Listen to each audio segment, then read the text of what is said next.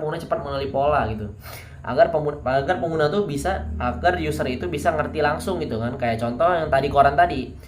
Contoh ketika saya buat koran A dengan judul yang fontnya sama, maksudnya ketebalan font sama, ukuran font sama, fontnya sama, itu kan kayak justru kita membebani kognitif atau otak atau pemahaman si user tadi. Kita harus kayak nyuruh si user berpikir keras nih, kayak nganalisis dulu malah.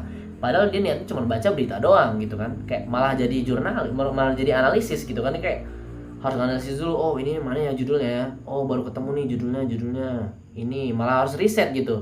Sedangkan beda ketika kita coba buat koran B. Ketika kita buat koran B, kita usahakan headline itu atau judul yang di atas itu menggunakan font yang lebih besar, kemudian lebih tebal, jadi kayak kontras gitu. Jadi orang tuh tahu apa yang sebenarnya dibicarain, apa berita itu yang dibicarain itu apa gitu. Kayak contoh, misal kayak berita longsor, itu kan orang kalau misalnya seandainya kita pakai option koran A kan orang mungkin kayak cari-cari dulu, baca-baca dulu, karena kan di bawah penjelasannya itu kayak main informationnya itu kan yang body text itu kayak langsung ngejelasin kayak pada suatu wilayah ini terjadi ini. Kita kan jadi nggak tahu ya, kita kan kayak mungkin ngiranya oh ini emang longsor, taunya kan sebenarnya headline-nya taunya judulnya orang ketiban longsor tapi masih hidup. Jadi kan orang ngiranya kayak yang nggak menarik gitu kan, kayak bosen, oh longsor doang gitu kan, kayak nggak menarik gitu apa yang harus dibaca gitu kan, kayak longsor doang.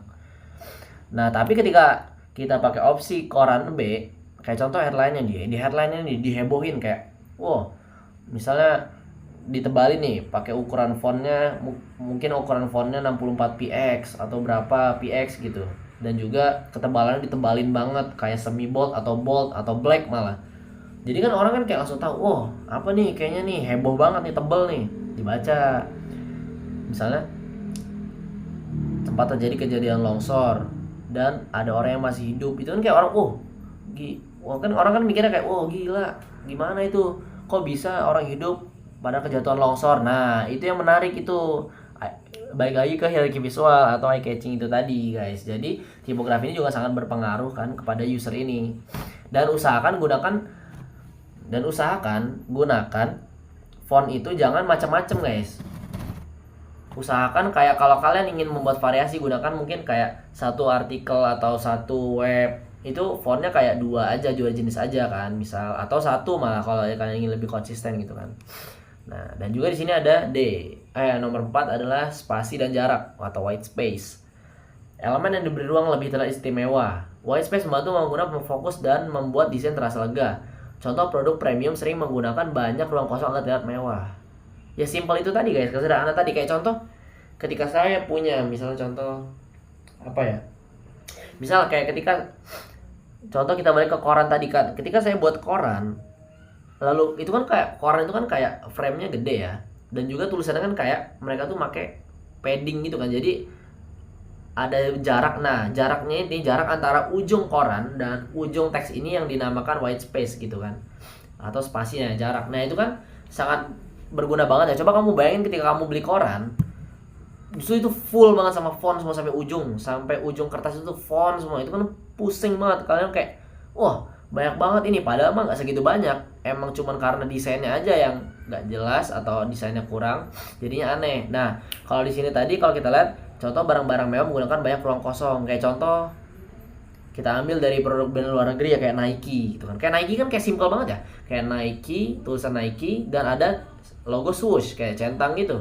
dan ya udah kosong, sisanya kosong, kayak backgroundnya kosong. Kayak contoh ketika kamu beli sepatu Nike itu kan kayak ya udah kayak cuman Nike centang, udah sisanya space-nya luas banget, malah kayak white space ya kayak luas gitu kan. Itu kayak menambah kesannya elegan gitu karena simple gitu kan. Justru orang tuh karena menganggap sesuatu yang simple dan mudah dipahami itu adalah maksudnya bagus gitu loh. Kalau coba bayangin kalau ribet, misalnya kayak Nike terus juga di samping-sampingnya malah ada lagi logo lain kan jadi aneh ya, jadi kayak nggak, kurang elegan gitu. Nah itu tadi. Dan spasi ini dan juga kayak spasi antar paragraf, antar body text itu sangat penting juga guys. Jangan kayak misal body text begini dempet sama body text kedua, jadinya kayak nggak kelihatan, jadi kayak panjang, boring. Saya yakin pasti boring guys bacanya. Nah dan juga ini Yang kelima adalah penempatan posisi. Nah ini penting juga nih, posisi dan layout. Jadi elemen di bagian atas dan tengah layar biasanya lebih dulu.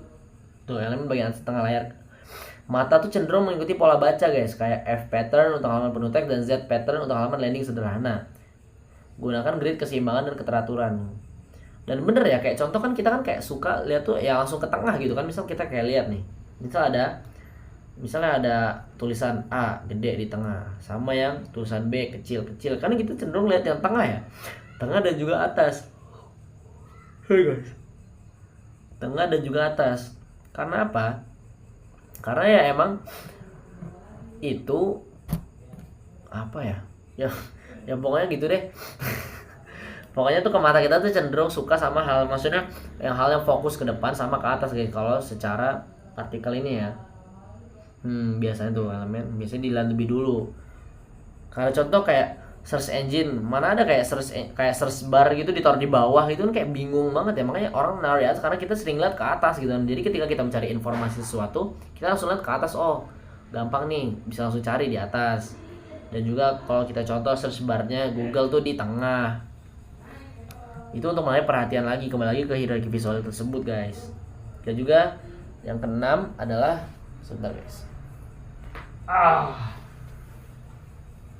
enak banget guys. Nah, dan juga untuk penempatan ini, dan untuk penempatan posisi ini, nah elemen di bagian atas dan tengah layar biasanya dilihat lebih dulu kan, dengan mata cenderung. Udah sih, ini mah udah dibahas guys. Sorry. Kita ke bagian 6. Bentuk dan ikonografi, kayak shapes dan icon ini kan penting banget ya, kayak bentuk unik atau berbeda akan lebih menonjol. Icon juga membantu pengguna menilai fungsi dan cepat tanpa perlu membaca.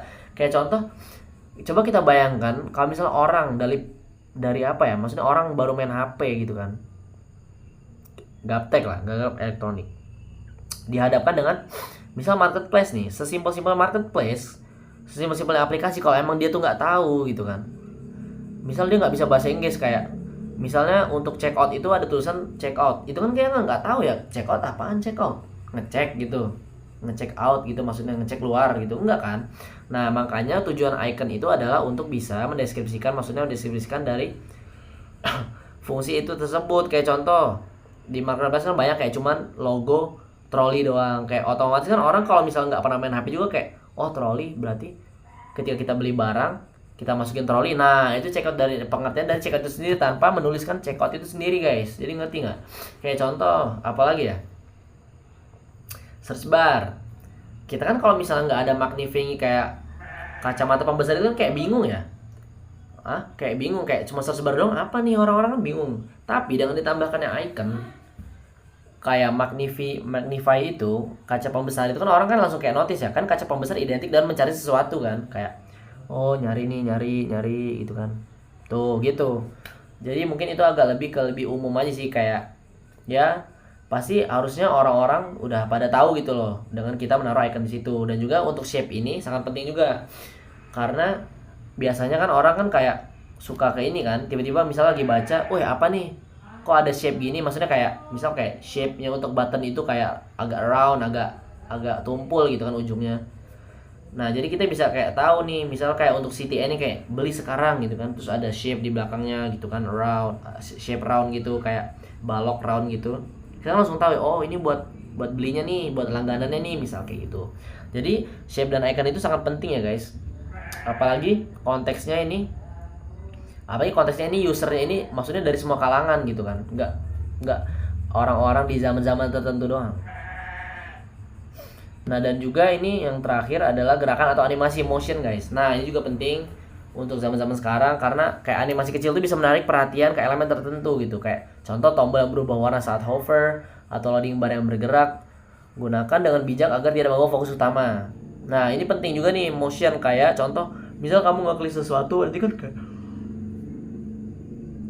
kayak ada indikasi gitu ya, kayak contoh tiba-tiba kayak muncul pop up, kayak tiba-tiba waktu kita mencet cetek si button ini kayak nongol gitu, kayak soalnya kayak 3D gitu kan. Itu kan kayak memberikan experience tersendiri ya, kayak seru nih aplikasi nih. Mungkin dia bakal rajin-rajin check out gitu kan, atau kayak misalnya kita klik keranjang, nanti keranjang animasi kayak keranjangnya gerak seret gitu kan, itu kan kayak keren aja gitu Bu, keren. Dan juga kan orang kayak